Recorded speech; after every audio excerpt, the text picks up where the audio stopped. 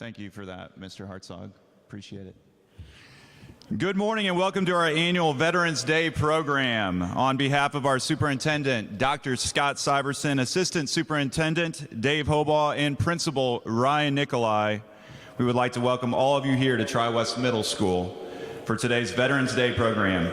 My name is Adam Bontrager and I am the proud assistant principal here at Tri-West Middle School. I'd like to welcome our staff, our students, family members. Our guest speaker today is Judy Pearson, and most importantly, our veterans. Also, a special welcome to any of our family members and veterans who may be joining us via live stream today. We are proud to take time today as a building to show our appreciation for our veterans. At this time, I would ask that all in attendance who can stand, please stand and remain silent as Boy Scout Troop number 309 presents our colors and then leads us in the Pledge of Allegiance.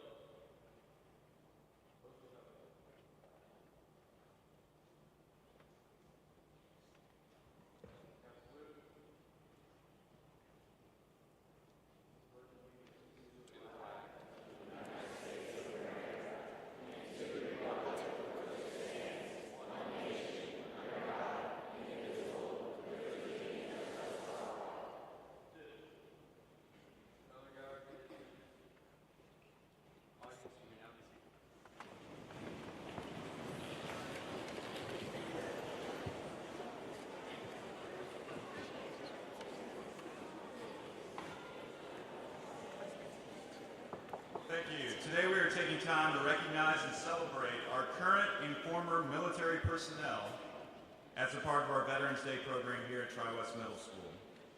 I know I speak on behalf of our entire middle school staff and student body when I thank all men and women who have served our great nation at home and on foreign soil so that we can enjoy the freedoms we have today. It's part of our jobs as educators to make sure our young students recognize this and appreciate our military, not just on Veterans Day, but every day. Enjoy the program, and thanks again for being here, and a huge thanks to our veterans.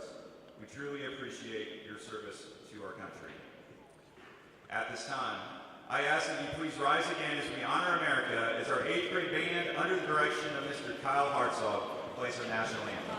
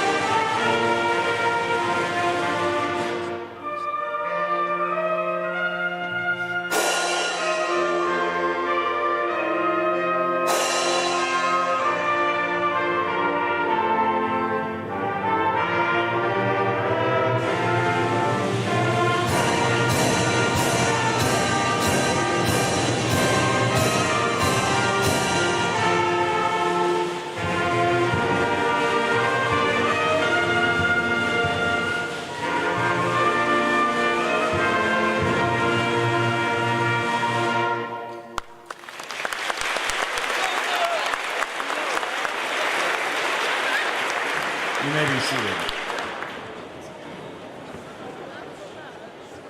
At this time, I would like to welcome 8th grader Luke Hawbush to the stage to discuss and talk about the importance of Veterans Day.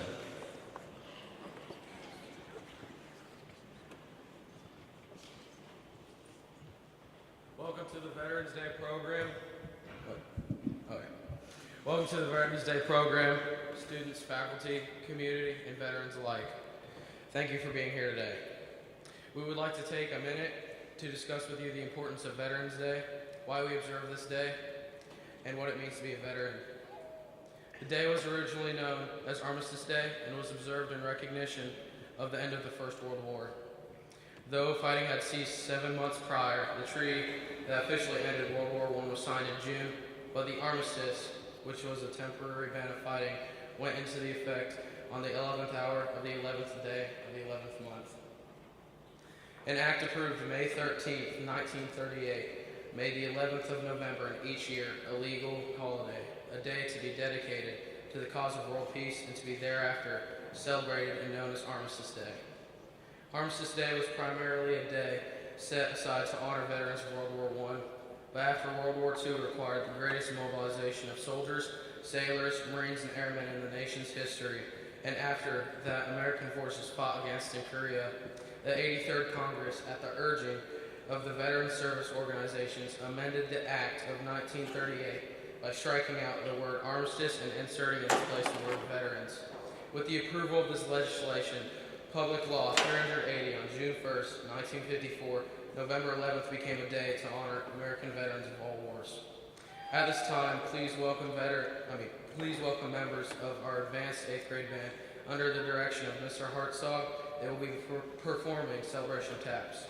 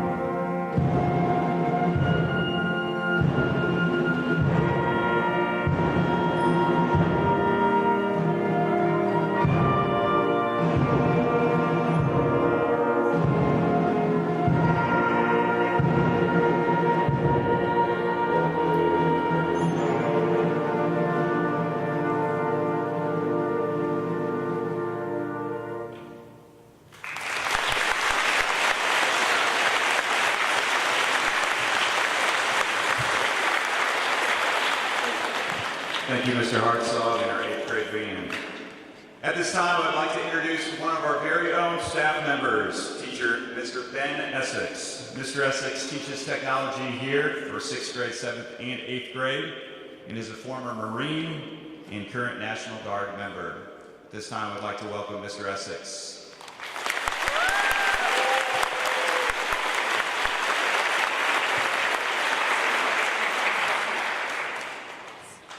My name is Mr. Essex. I teach Technology Exploratory, and it is an honor and privilege to share my thoughts and time with you today. 22 years ago, I enlisted in the United States Marine Corps. Serving in the reserve, I was able to attend Purdue University pursuing my degree in education at the same time. During this time, I deployed to Iraq in 2003 and again in 2006 in support of Operations Iraqi Freedom and Enduring Freedom. Upon completion of my first contract, I chose to get out of service. At that time, I was more interested in starting my professional career and raising a family. 10 years later, in the fall of 2018, I re-enlisted in the Indiana National Guard. I missed the camaraderie.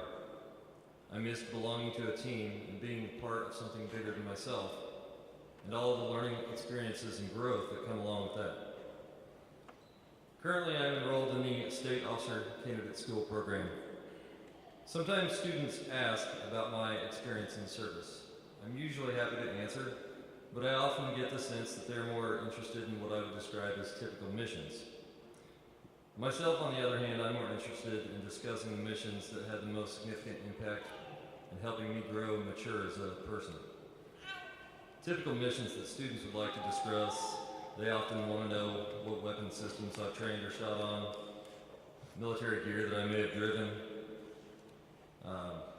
what types of missions I've been on, theater operations, and things of that nature. But what I would describe as character development missions that had the most significant impact on me were service to others. In 2003, we came across a dilapidated playground in Iraq that was really in a state of disrepair. So the Marines of Bravo Company, we got out our tools, and we started fixing, and we started repainting, and before you knew it, we had smiling faces out there on that playground again. I remember a lot of days in Iraq being hot, dirty, but that day was a good day. It was one of those days you step back and you said, you know, I'm not sure what happened today, but we did something right here. In 2005, on annual training, we built a community center in Panama. It was not much, but it was a building that, when we left, had electricity and had a place where community and families and friends could gather and share good times. In 2006 in Iraq, we came across a school that was literally working with sticks in the dirt prior to our arrival. We built them some desks. We brought them some paper and pencils and a big trunk of candy, and just that alone was one of those things that none of that they had prior to us coming. So, and those are not missions that you're going to hear about on television, but they're missions that had the most impact on me when I saw how greatly it benefited somebody else. There's something that's really rewarding about doing something kind for someone else in need. I cannot overstate the positive impact that the service has had on me. It certainly made me view the world through a different lens, one that gives perspective that's only acquired through adversity and sacrifice that I would not have attained otherwise. It's been an adventure, a learning experience, an opportunity to grow both personally and professionally, and at times marked with tragedy. I wear a reminder of that on my hand. It's got the name of a brother that we lost in my 2006 deployment.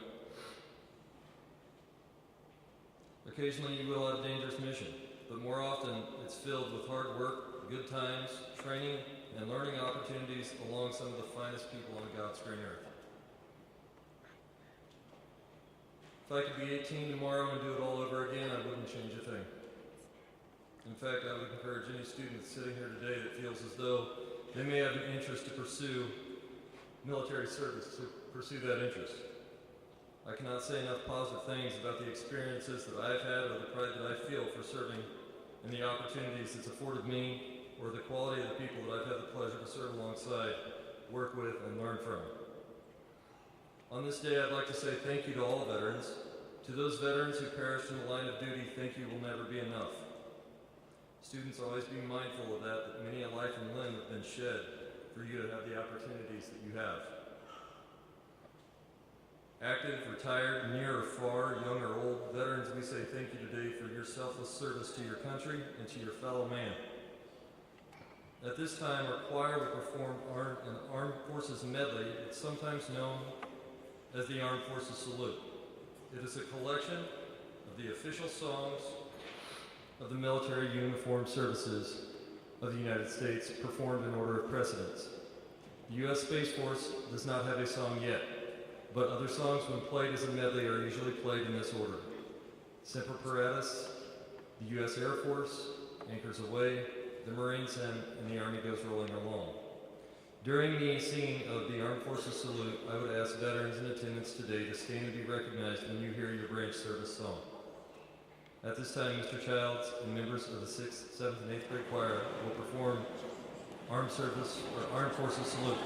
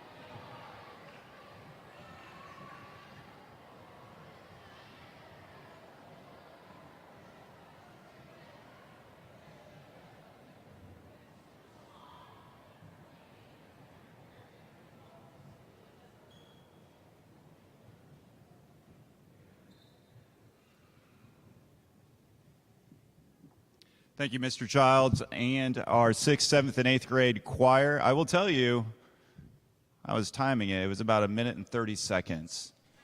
Oh. The students, yesterday they were practicing. Mr. Childs told them they had 1 minute to get back into their seats, but as you can see, we have a rather large choir.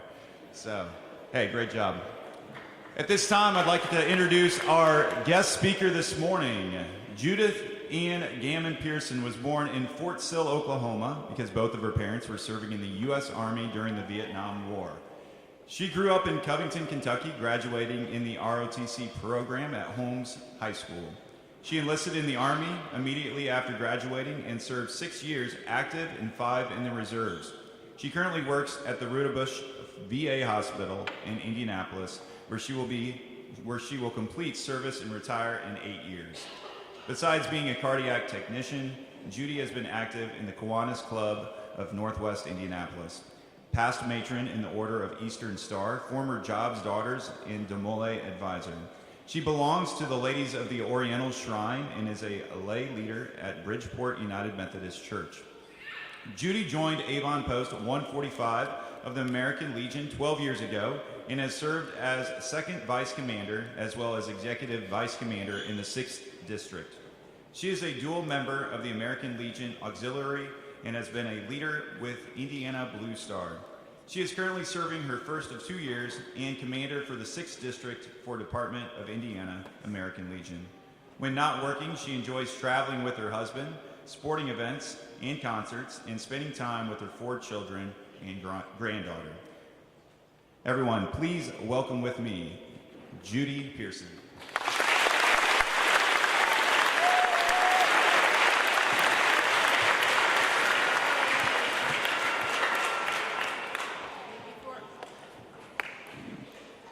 Before I get started, I'd like to say, can all veterans stand up one last time if able?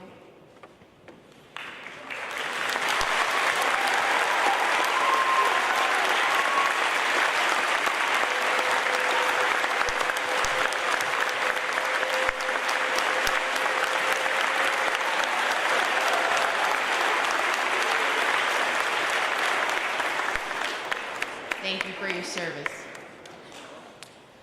I would like to start out with, the service of America's veterans never truly ends. Even when they hang up their military uniforms for the last time, many still choose to protect us.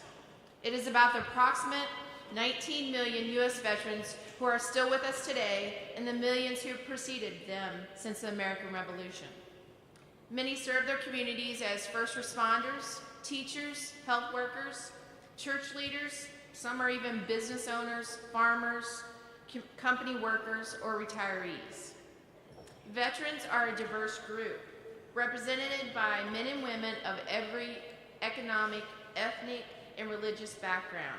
They come from every state and area, but bound by one common commitment: to defend America with their life if called upon.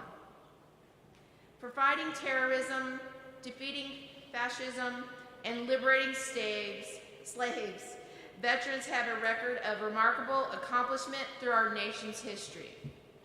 The U.S. Armed Forces are made up of the 6 military branches: Army, Air Force, Coast Guard, Marine, Navy, and most recently, Space Force.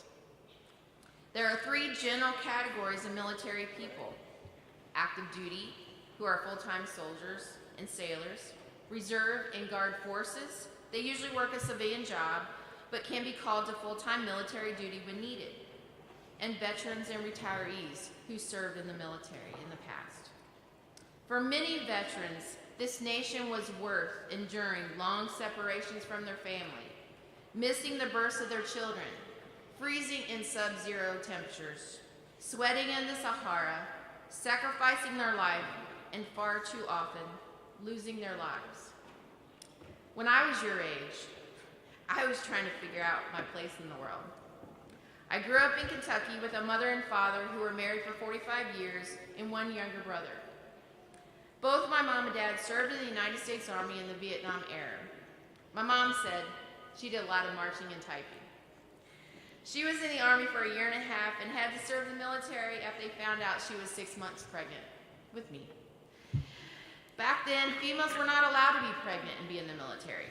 My dad served 3 tours in Vietnam and was a mechanic. My brother joined in the U.S. Army and served active duty from 1990 to 94 and was also a mechanic. I grew up in a strict and organized household that I believe was my parents' experience in the military.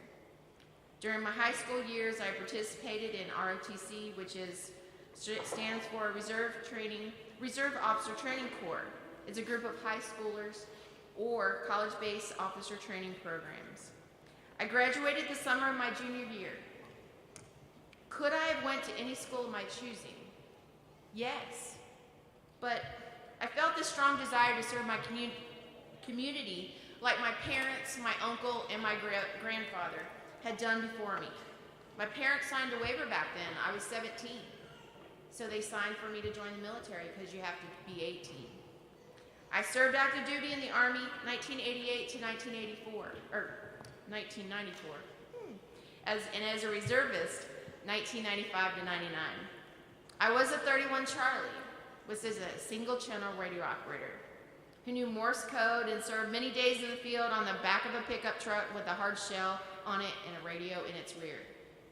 We were responsible to receive and send communications between other field units command so we could execute maneuvers traveling point A to B in case there were hostiles, or to call in air support during Desert Shield, Desert Storm, or Operation Iraqi Freedom, which all occurred during the Gulf War. Even though I never experienced combat during my service, my life in the military helped me experience many different locations in the world while having 3 children and creating many friends for the rest of my life. I gave birth to my first 2 children while serving in the active duty and my youngest son, Sean, while in the reserves. Sean is currently active duty in the United States Army since 2015 when he graduated from Avon High School, with 2 tours of Korea, Poland, a tour at Fort Bliss, Texas, and currently stationed at Fort Gamble, Kentucky. In short months, he'll go to his 3rd tour of Korea. He must like Korea. I feel great pride to have served my country and continue to fight for that freedom and liberties we have today.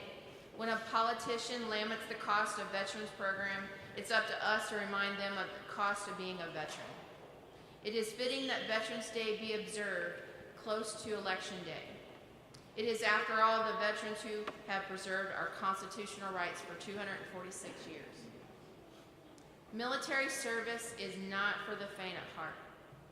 Most civilian jobs do not require risk to life or limb.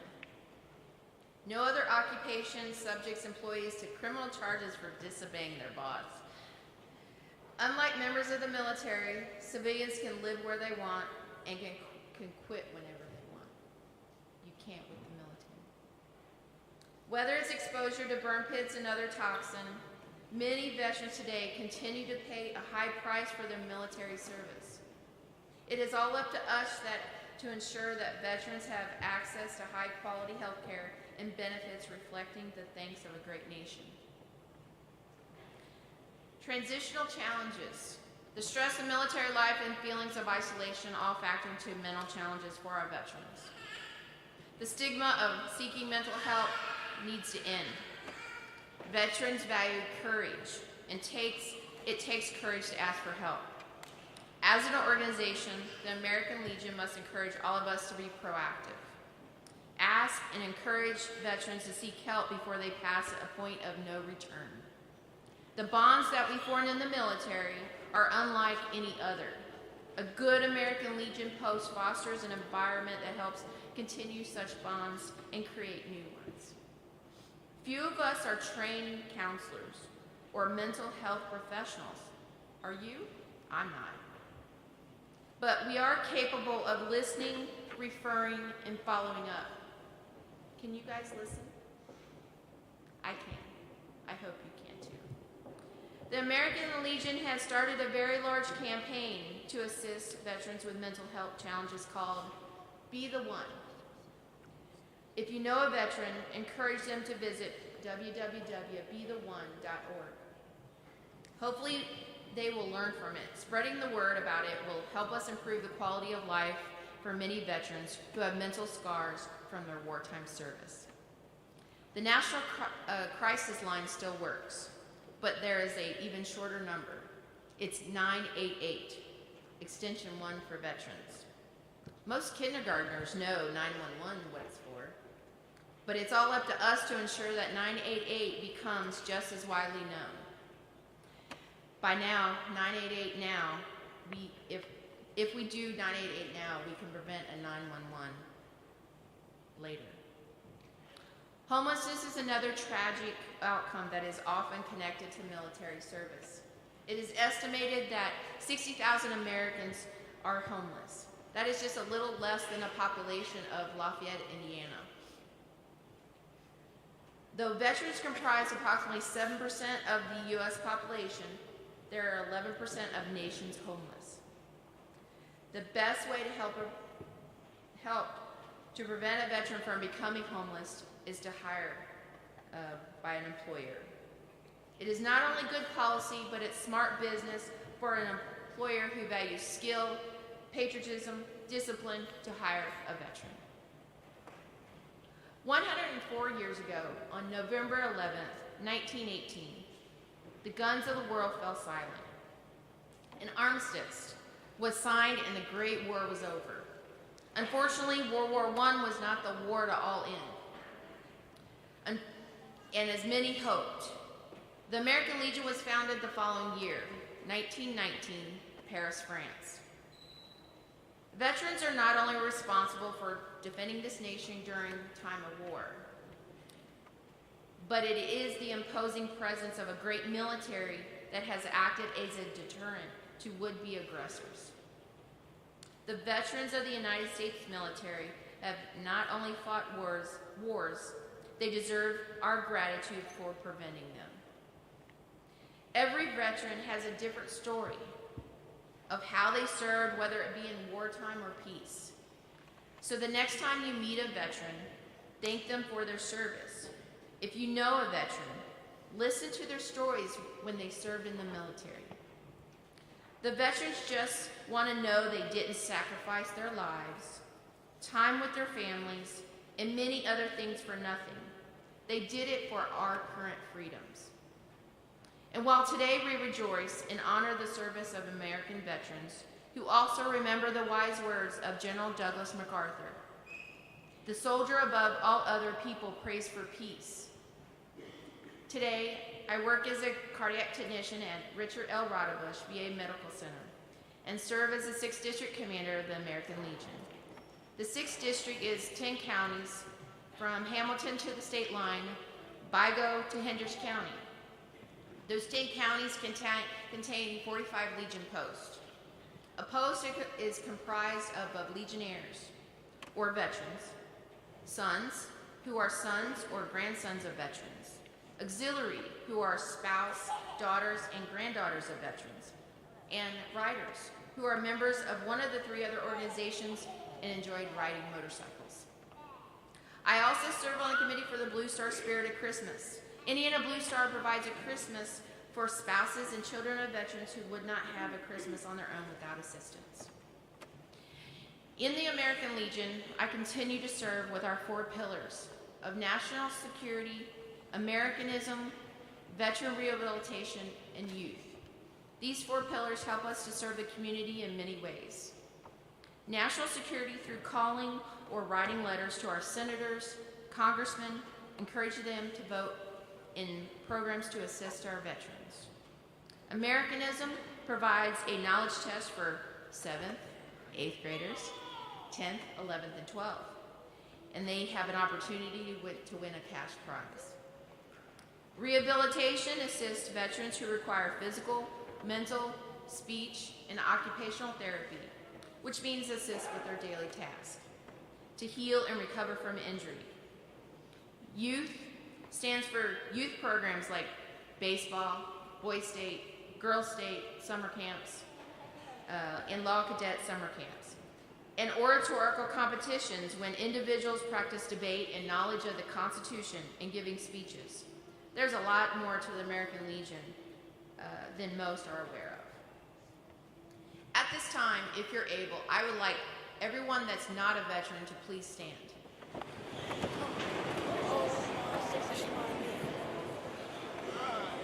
Thank you.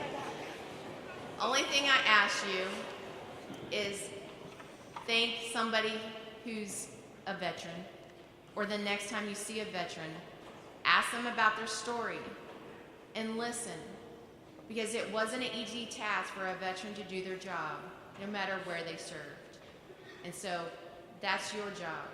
Just listen and be kind. In closing, be kind and thank your fellow veteran while listening to your story. Just remember, we all have a story to tell, and that means even you. You are important, just as much as our veterans. Thank you for the opportunity today, and I wish you all the very best, and God bless you all for being here. God bless our veterans, and God bless the United States of America.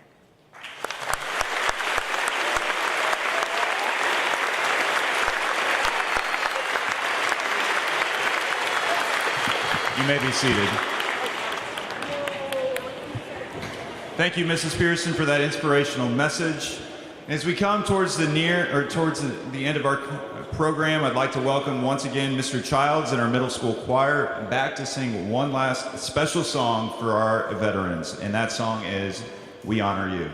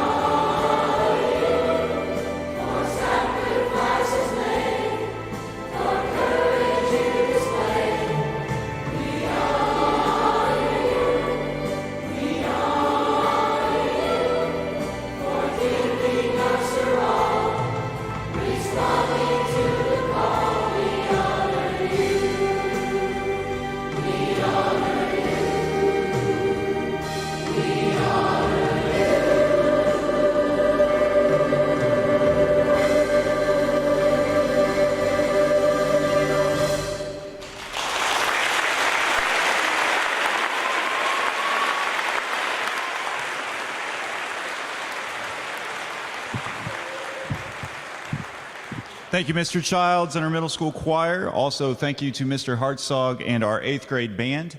A couple other thank yous. Thank you to Mr. Yoder for allowing our live stream to go out. And thank you to Craig Calkins for our audio.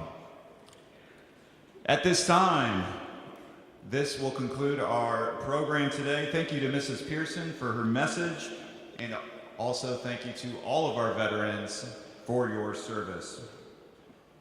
We appreciate your service to our country and recognize we would not have the freedoms we have if it were not for our brave men and women who have fought for those very freedoms. With that said, this concludes our program this morning. Students, we will release you by grade level, so please wait for your grade level to be called. Thank you for coming this morning, everyone.